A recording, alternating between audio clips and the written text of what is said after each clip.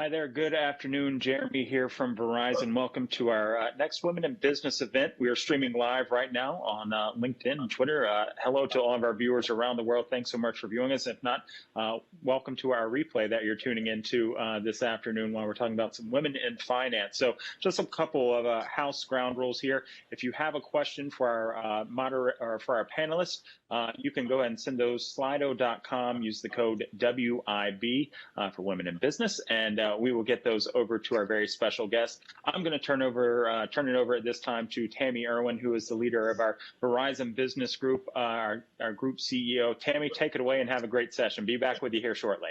All right, Jeremy, thank you very much. I'm really excited to host our second in the series of Women in Business as we talk with two exceptional leaders that lead in the category of finance, as we've really had a chance to understand what's happening in the world in 2020 and the impact more broadly to women. We found some really interesting and not surprising, but still startling statistics. We know that 85% of frontline workers are women, so women indirectly have been more impacted as a result of COVID. I think we would also acknowledge and recognize that women tend to carry the majority of what I call the CEO role at home.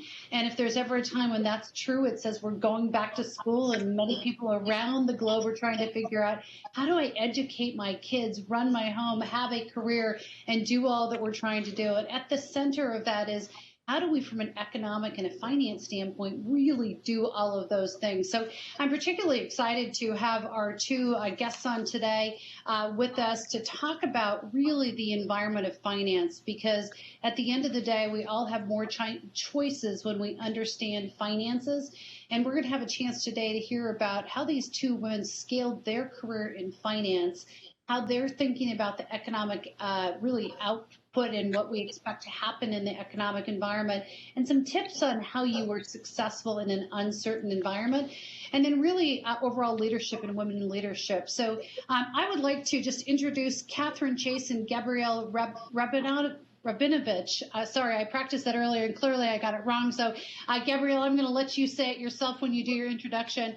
But Kathryn, I'm going to ask you to start, if you would, first, and just to introduce yourself. Tell us a little bit about you and perhaps something we might not find on your CV on the website at Citibank.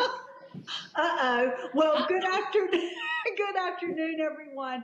My name's Kathryn Chase, and I run small business banking for Citibank for the U.S. What have I been doing in the last couple of months? What have I been focused on?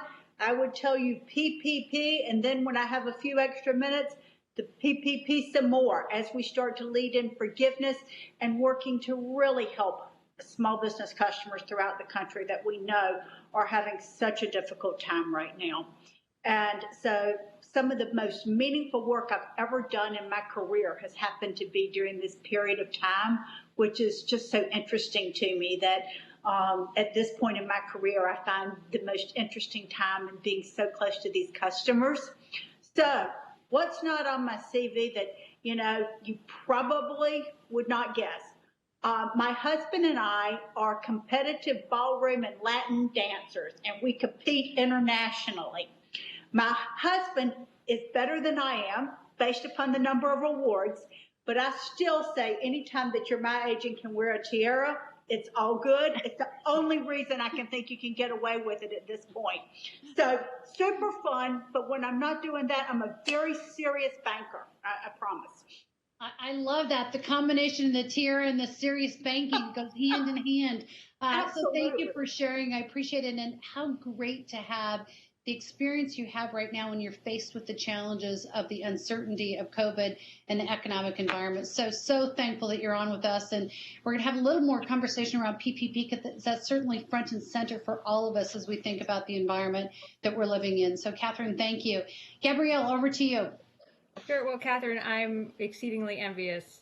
I have two left feet, unfortunately. And so the fact that you are a trained and talented dancer, I'm already exceedingly intimidated.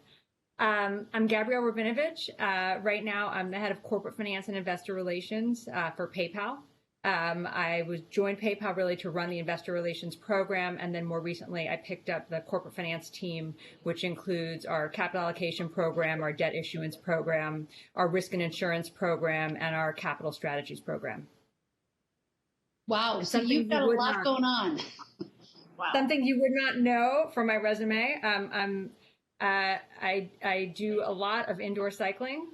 So people at work and people socially know that I'm a kick-ass soul cycler, and now turning into a Pelotoner. But unfortunately, I actually don't know how to ride a bike. So there you have it. You wouldn't know that about me, even by seeing me in a soul cycle studio.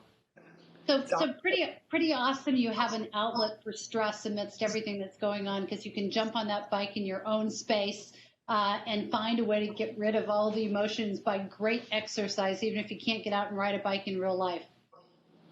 Right. That's awesome. Gabrielle, thank you very much. And I would be remiss if I didn't just take a minute and thank our two sponsors and partners, CircleAround and National Association of Women Business Owners.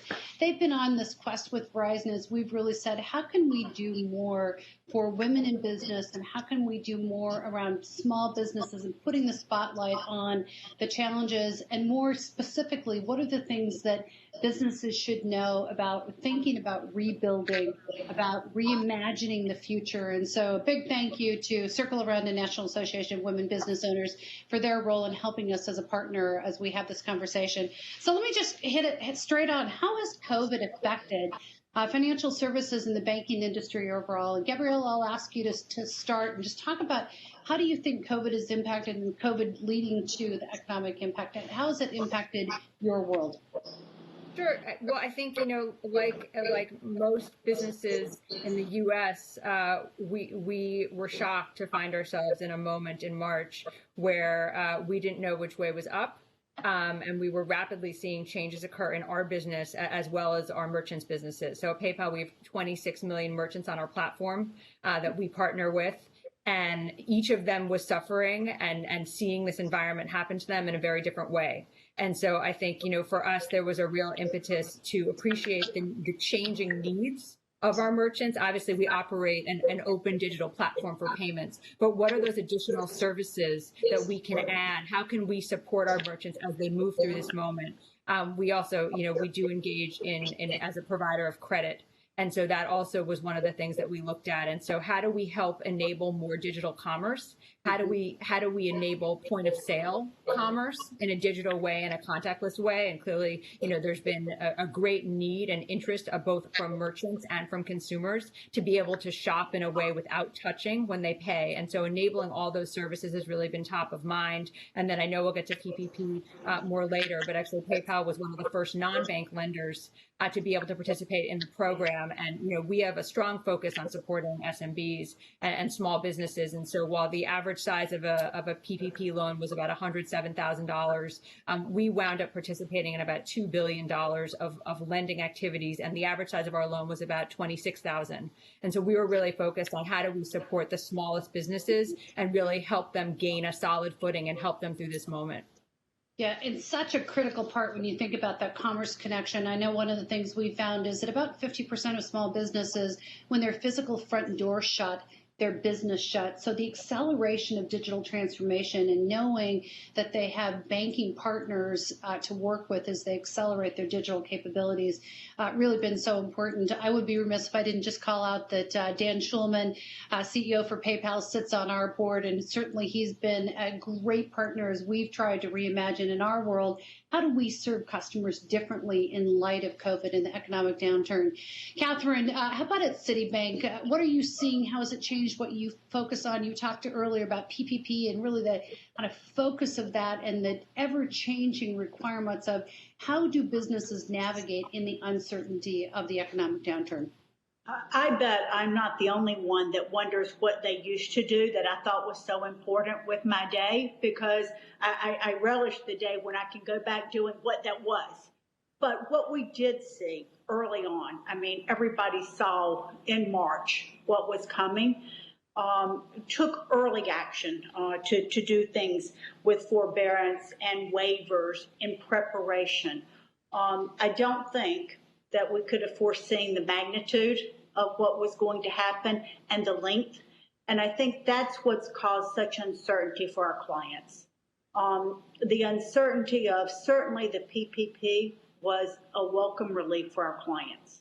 And getting out that out the door, whether it be a conventional bank or PayPal, to get that funds in people's hands was critical to ensure that the employees were able to continue to come to work. Another component that we had that was a bit different is our employees are considered essential workers.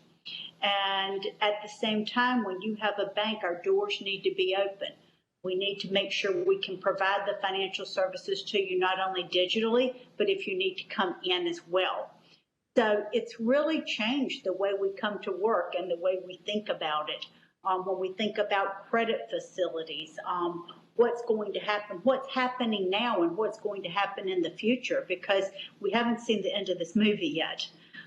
We've got a lot we think that's going to happen this month that can probably tell us what the path is going to look like for many of these clients. Yeah, it's interesting. You both touched on the rate and the pace in which things changed so quickly, and yet the uncertainty that still sits in front of us. And I know at Verizon, from a large corporation standpoint, as we've worked with all of our customers and managed our own business, being clear on some of the financial drivers of the business has been so important. We made an immediate confirmation of extending and increasing our capital spend. We provided EPS guidance as we closed out the first quarter and delivered earnings on time. So those are all big actions I know enterprises are focused on taking. In small businesses, it's the, how do I meet payroll? How do I understand what's available? What advice do you have as we sit here at the beginning of September, knowing what we know for the first 6 months of 2020, and yet facing uncertainty as we lean into the second half? What advice do you have for businesses as you think about where you sit today and what they should be thinking about, particularly knowing we're going into a holiday season, which is typically such a busy buying cycle for businesses? Gabrielle, give us your advice. Sure. I think for businesses, especially smaller businesses, using technology to help level the playing field against a lot of larger entities is really, really critical. Making sure that you're availing yourself of all of the resources and tools that can be out there, and not just through PayPal, but there are others as well that can help support SMBs to really enable them to weather what will be a very different holiday selling season and holiday peak season. We got so accustomed to sort of the Cyber 5 and this very concentrated period of sales. And I think it's unlikely that anything like that will occur this year. And so we'll have a much more protracted holiday, which will require slightly different inventory planning and staffing needs and all kinds of sort of planning around the holidays. I think in addition to that, any way that you can manage your business digitally, whether it's invoicing partners, invoicing other businesses, being able to find ways to use technology to help. First off, it helps you manage through the cycle just in terms of how you spend your time. But also, all these studies are showing that when people can engage digitally, pay invoices digitally, they actually get paid much more rapidly. And so I think that's pretty critical as well. I mean, your point about the acceleration of digitization, I think, different studies have shown that maybe we've accelerated by 3 to 5 years in a very, very short period of time. But I think meeting those expectations of both consumers as well as business partners is becoming really critical. Yeah, so many good tips about thinking differently about how do you plan for the future, everything from how to use technology to how to use inventory, how do you manage your cash. So many great tips to think about as businesses plan for not only today, but rebuilding and reimagining what the future looks like. Kathryn, how about from your point of view, what advice do you have for this group? And specifically, as you think about some of the work on PPP, what advice would you give us? I would really suggest that you stay close to what's happening on the Hill. I'd like to take this opportunity, Tami, just to speak briefly, because, small business owners are typically running their small business. That's what they do. Gabrielle talked about the average size of the loan. Typically, these businesses don't have CFOs on staff and legal teams. And so the people that have to go and apply and then get the paperwork together for forgiveness and then perhaps reapply, if there's a second draw, it's usually the same person.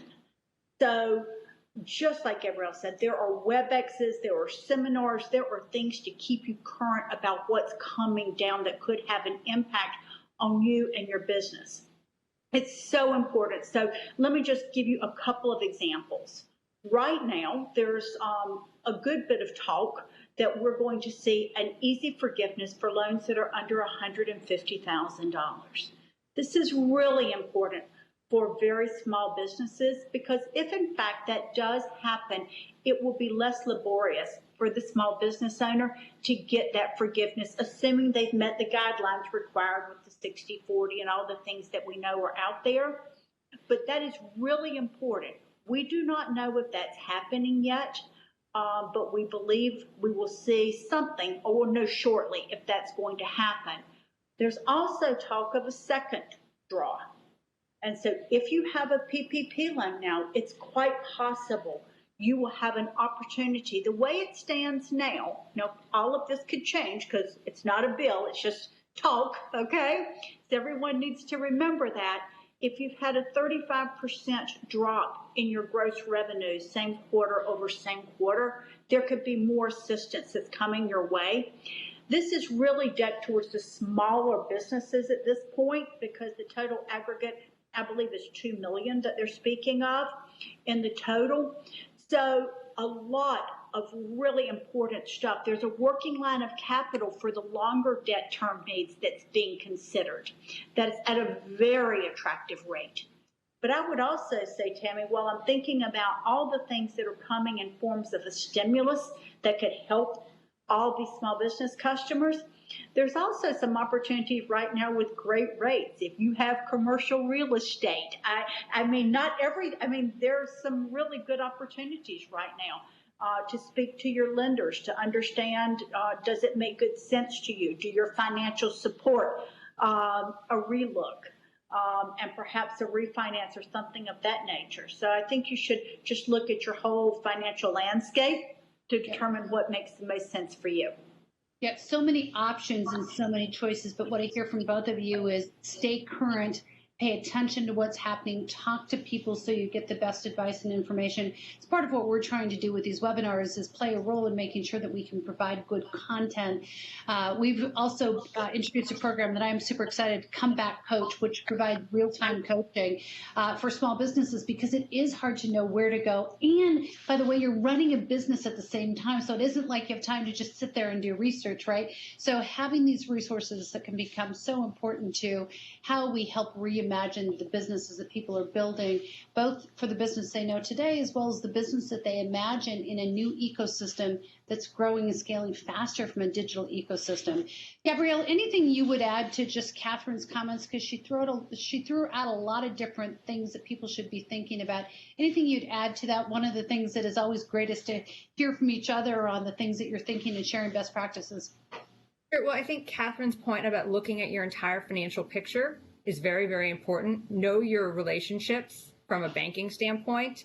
To the extent that you need additional help, I'd say look for those ways to work out your loans, look for ways to maybe consolidate, and really sort of pick your partners. Banks want to see their customers succeed, and banks want to see their customers thrive. And so I would say think about it as a partnership, think about it over the longer term, and it's not about asking for help. It's about bridging what is a need to help you move through this environment. I think, all of us know there's been great stimulus, and certainly we would expect some stimulus to continue, but it could be the case that we don't feel some of the real impacts in our economy, the tangible impacts, until sometime later this year or early next year. And so this idea of how do we stay as prepared as possible, to know what our alternatives are in advance, and to make sure that we're having those conversations before things move to a point where it becomes much more difficult, and where you're so far behind, you don't even have the time to get the information.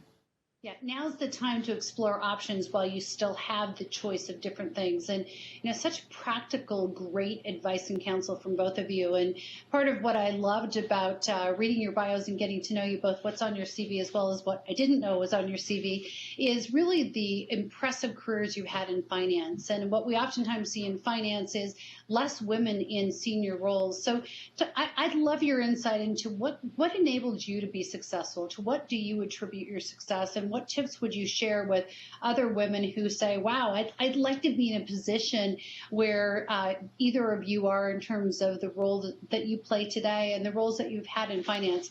Kathryn, maybe give us your insight. Would love to. I think, when I think about this, I think I have this, it just never occurs to me that I will not be successful. I don't know if that's a gift or a curse, but I just absolutely believe I can do anything until I'm just an epic fail, and then I'll go do it again. So here's what I would say to anyone out there. Commercial banking, small business banking has some barriers to access. And so if you are a female and you want to be in this commercial small business space, especially in the lending and the more sophisticated products, you just have to go ahead and get into those classes that give you the runway here. Because it's not, there are some technical skills required for this that you need to have. And all the banks offer them.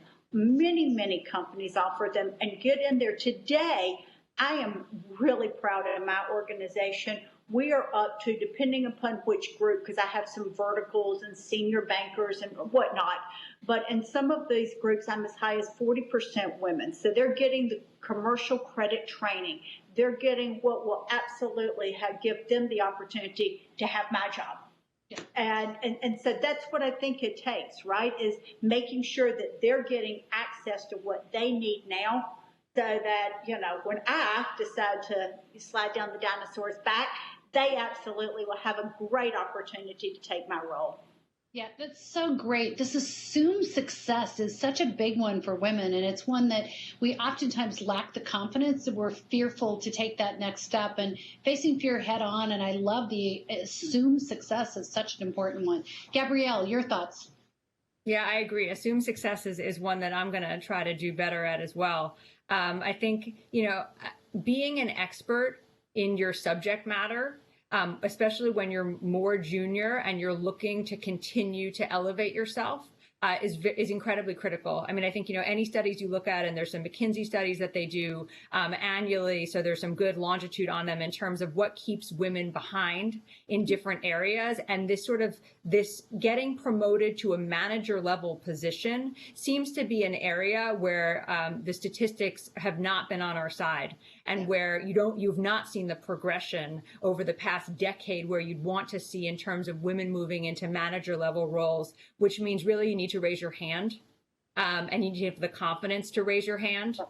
Sometimes I think having the confidence to raise your hand is really part and parcel of being an expert in your subject matter, because once you're an expert, people count on you. They call on you, and you sort of have this natural area where you can shine, and then you slowly can take over more and more responsibilities and really sort of move up and you know, become a manager over time. But that seems to be one of the major hurdles that we as an industry have to work through.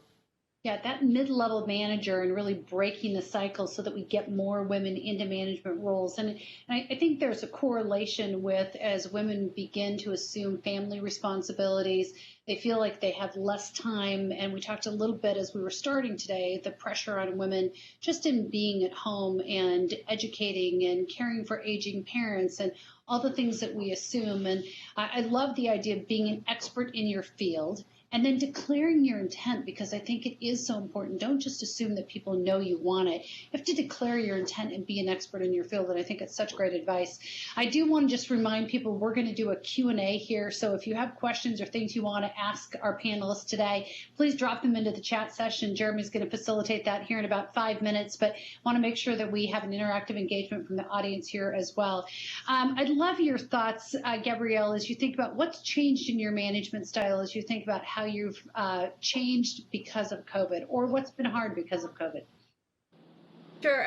COVID has put a disproportionate amount of pressure on all of us. And I think, you know, I have a tremendous gratitude for the opportunities that I have at PayPal, and for the ability to be able to do my job from home. And that's a real starting point, because I think there are a lot of people out there that don't have the ability to do that and have really had to reinvent themselves. In terms of managing, I think looking for those moments to connect with your team, have become more of a challenge. We're so used to sort of being in physical spaces with people, having some downtime, starting meetings with some pleasantries. And I think really learning the new rules of engagement in a virtual environment and really making sure that you're consciously making an effort to find those moments to connect is very critical to maintaining engagement and morale. I think in addition to that, every one of us has sort of a different routine or had a different routine going into this moment. And that routine has very much been unhinged. And so I think, whether it was something that you did during your daily commute or whether there was time you took and, commutes and coming into an office create those natural separations and boundaries. And I think it's really critical to reclaim those boundaries and find those times in a new way, because you're sort of, you're in one space. And when we were in quarantine, we were clearly in one space, but figuring out how to find those boundaries so that you can really be effective and you can get the appropriate amount of downtime is important. Yeah, finding those boundaries. I'm curious, Kathryn, if you have any ideas of how one sets those boundaries, because such great advice of really declaring those boundaries. That gratitude, I think, too, of being so grateful that we have the financial capabilities and have the ability to work for companies that not only care greatly about employees and customers, but about giving back more broadly. And I think you said it well, Gabrielle, when you said, your bank is cheering you on. They want you to be successful. So true with Verizon as well. We want our customers to be successful. And I think that how do you set the right boundaries as you think about everything we're trying to accomplish in a COVID environment? Kathryn, any insights on how to set boundaries and how to keep boundaries? No, not right now, I don't. But here's what I will say. I did have boundaries before, and I think sometimes boundaries ebb and flow, right? There was a time where I had terrific work-life balance. When COVID hit, we had to establish this PPP program. It didn't exist. No one had blazed trail. We didn't know what we were building. It needed to be digital. It needed to be up because the money was running out. And so what I got to witness was asking your team to do more than you would ever imagine possible. This team worked for the first 11 weeks, 7 days a week. When I tell you 20 hours a day to build this and get this set up, and it's not something you expect, and they did it because they wanted to. And the pride that we have felt as a company coming together, and we're taking the profits from PPP and donating them to help small businesses continue, because I suspect our work alone cannot make all the small businesses healthy. They're going to need more than just banks to help them. And so I think we just felt like we were doing something that was really, really important. And so that we'll have boundaries again, and I'll go back and draw the line and, take my vacations and, go do all that stuff, but probably not right now. And that's okay for me personally, because you need to do what works for your family, right? And where you are in the moment. Yeah, I think that, go ahead, please, Gabrielle. No, I was going to say, I totally agree. The days blur. I think one of the things that's been really interesting over the past few months is Mondays used to feel like Mondays and Fridays felt like Fridays. And I think really since all of this started, every day feels a little different, but it's really unclear what day you're in. And so we've had weeks where Saturdays and Sundays feel like Wednesdays and Thursdays. And it's really imperative to find those quick moments to refresh yourself. Even if it's at 11 o'clock in the night, or if it's 4 a.m. when you get up to do something, but really this continuous loop has been such a really it's been a test of all of our resilience. And so I think whenever we emerge from this, we're going to have a lot of tools that we didn't have before. And we'll be a stronger organization as a result of it. But it's been, what felt like, like an adrenaline rush at first, and this sort of real fight or flight response has now actually just become the day to day. And it's been really interesting because there's just been such a migration from this real sort of crisis moment to realizing that actually you're in sort of a 12-month version of it. Right. And, I think it's really interesting. You talk about gratitude and you talk about pride. we talk about, and you said a word that I think is so pivotal, Gabrielle, which is resiliency. When you really bring both of those together, we at Verizon talk about serving four key stakeholders. How do we serve employees? How do we serve customers? How do we serve shareholders? And then how do we serve society at large, recognizing that when you have the capability to give back, to be part of the recovery, you take that really seriously. And that means that you're often in that crisis period for a longer period of time. We have a line in our credo that says we run to a crisis, and we've seen crisis moment after crisis moment in 2020, starting with COVID as it kind of made its way in through Asia, through Europe, and then into the US, how quickly that happened. We then all recall the tragic death of George Floyd on May 25th and how it's put an incredible spotlight on racial justice and the role that we can play as corporations to have a much louder voice and to make sure that we don't allow that moment to pass, but rather to use that moment to create a movement. And now we look at some of the natural disasters that we're dealing with real time, whether it's the fallout from Hurricane Laura, what's happening in the West Coast right now with the fires and the incredible storms there. You know, it's a year that we will all remember as we think about how do we move from crisis to crisis and how do we maintain that resiliency on behalf of all four of our stakeholders. Before I turn it back to Jeremy, I'm going to hit on one topic that I think is so important as we think about that consistency of a crisis in an extended period of time. We talk about resiliency, and Gabrielle, you touched on it briefly, is how do we find those wee bits of respite that allow us to recharge our batteries? Are there any best tips you have for self-care? An overused term, but something I think is so important in the year of 2020. Gabrielle. Sure. I think it's first off, it's being patient with yourself and it's being sort of forgiving of yourself. I think, all of us are being pulled in many, many directions. And so I think, for me, it's finding, even if it's 5 or 10 minutes, to meditate or do some yoga, that is a great refresher. It's, taking time to cook dinner. Taking time to take care of my loved ones, phoning a friend. I think, it's so much of our lives have been so focused on some daily routines. I mean, I found, I'd go to the same Starbucks and see the same barista. I'd go to my bookstore and pick up Barron's on the weekend. And you have these really natural, casual interactions that you never really thought much about that really added up to your being part of the fabric of a community. And then when all of this sort of fell away, it impacted people in different ways. And, people are introverts and extroverts and people need different things from socialization. But obviously part of that is just part of being part of a society that all of us have missed out on in a certain way. And so even just calling up a friend and having a quick conversation in between things, if I free up early from a meeting, just to say hi, I think all of those things are ways to quickly refresh yourself that don't require a big commitment of time. Creating new rituals. Such great reminders of establishing new rituals. And Jeremy, who's going to facilitate Q&A here in a minute, has facilitated our what we call Up to Speed, which is our moment together that we come together as Verizon internally and externally for half an hour every day to just acknowledge what's happening and to engage in communication. And he always closes with a reminder to call a friend. So a great reminder that we can feel kind of closed in, but reach out and call a friend because it can be very isolating. Kathryn, what tips do you have for us on self-care?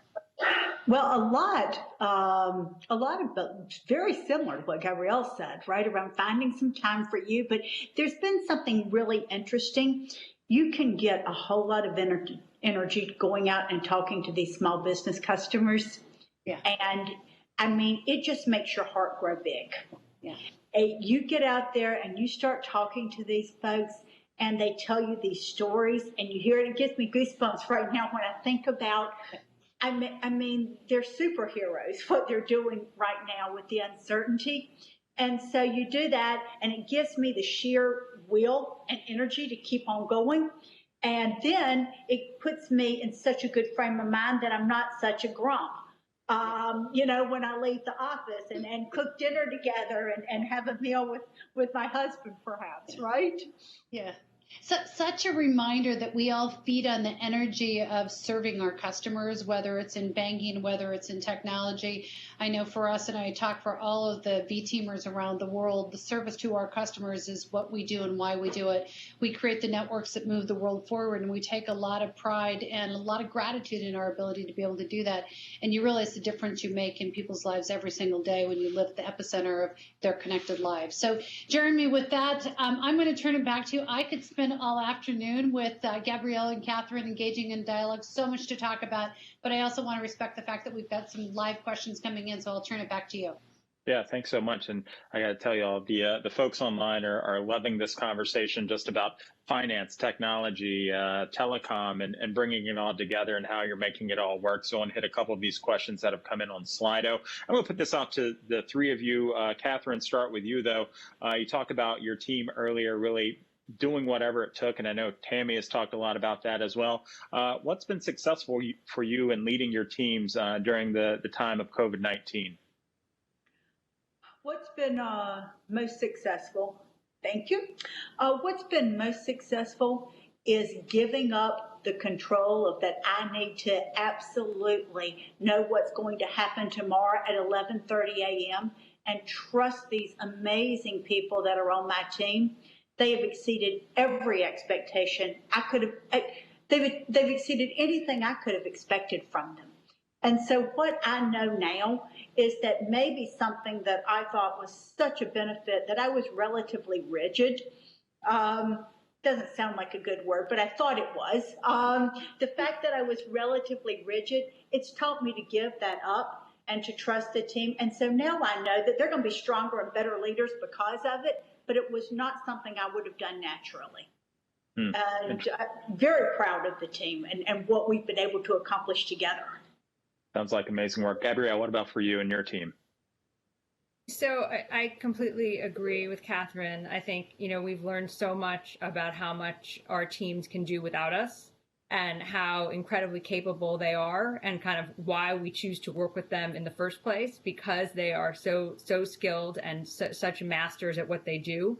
I think in addition to that, very early on, we started doing much more frequent check-ins. In light of the fact that we were no longer spending nearly as much time seeing each other. I think frequent check-ins and sort of huddles, even for 15 minutes at the beginning of the day or midday, just to check in and make sure everyone was on the same page. No one had any kind of questions about what priorities were, kept people sort of moving in the right direction. We were able to make those less frequent over time, but really finding those ways to really meet up in person over video more effectively became really critical, I think, to us driving results. Yeah, Jeremy, maybe I can just add one additional thing because I think you both said when we get out of the way, our employees can do great things when there's a common mission and common vision of what we're trying to accomplish. I think one of the things that's been important for us is a common framework. And we said very early on at Verizon, the single most important thing for us is employee safety. And right with that and concurrent is the expectation we serve customers' requirements. And so having clarity of mission, creating a common framework, and then getting out of the way and letting our employees go do what they do best, and then communicate. Good. Quick question here. This one from Brandy. Gabrielle, we'll start with you on this one. What was the biggest hurdle you had to overcome to get to this point in your career, and how did you deal with it? I think biggest hurdle was making sure I was seen by recruiters. I will say I was someone that over time did not pop out off of a page, and recruiting can be challenging, recruiting in any environment. So I think really learning how to elevate myself as a candidate, and then making sure that in an interview process, there was no way I wasn't going to get the offer, is something that was very critical to me. And I think, it's quite hard to elevate yourself. And I actually will just, this is just more of a comment around sort of women in recruiting. I find when we have job openings, the number of men that raise their hand, that send an email and reach out, far outnumber the women. And I think, my best advice is assume that you're the candidate for the job, assume you're the one who's going to get it. And it's your role to really show the recruiters and the hiring manager on that role why that is. And just don't assume that you're being looked over because you're not the right candidate. Really assume that there's bias, in the process, unconscious bias potentially, that you really need to step up and kind of demonstrate very, very early on in a recruiting process why you're the right person for that job. Kathryn, and that goes for internal roles as well as external roles. Certainly. Kathryn, I see you shaking your head in agreement. Anything to add? I think the only thing that I would add to that is that it has been my experience that your journey in corporate America and other places is not always vertical, okay? There are some setbacks. There are some disappointments. And I will tell you, you need to take those and understand that those disappointments and how you show up can at times be more defining in how you are seen than when things are good. I always tell my entire team, it's not easy to be ecstatic and happy and professional when things are going just as you had planned. Perhaps it's a little more challenging when something hasn't turned out the way you had planned. So I would say to people, expect those, dust yourself off, and get up and go do it again. And then you're going to be better because of it and be able to help someone else through that too. Good. So much good advice here. I appreciate it. Thanks to all the folks who asked their questions today. Tami, I'll turn it back over to you to close us out now.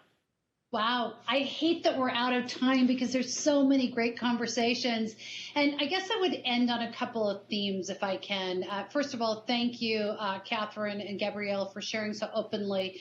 You have impressive careers in finance. And as we all think about being grounded in the financial fundamentals of the business and what enables success as we think about reimagining the business forward, I appreciate your generosity in sharing so openly and your thoughts about both your career as well as what businesses should be thinking about in a crisis period. I also really appreciated the thoughts around gratitude and resiliency and this, how do we really make sure as we think about the gratitude and we think about the ability to be part of and partner with our customers to deliver success so fundamental as we look at a world that is changing so rapidly to a digital ecosystem, and how do we redefine what success looks like and do that with people at the core.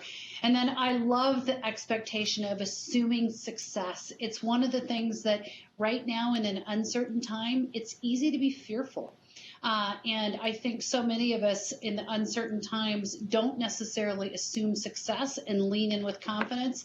And I think women in particular feel the burden of so much that's happening, and this ability to have confidence and face fear head on is the way I like to talk about it, although I love the assume the close, because I think it is what we're talking about.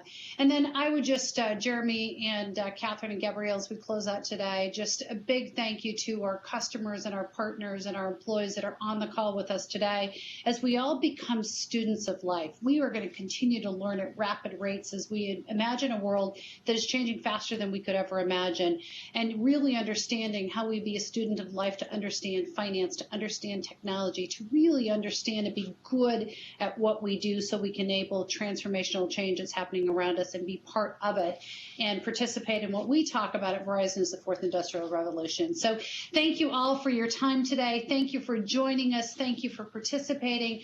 And I wish you all good health as we all learn to live with COVID and face into the second half of 2020. Thank you.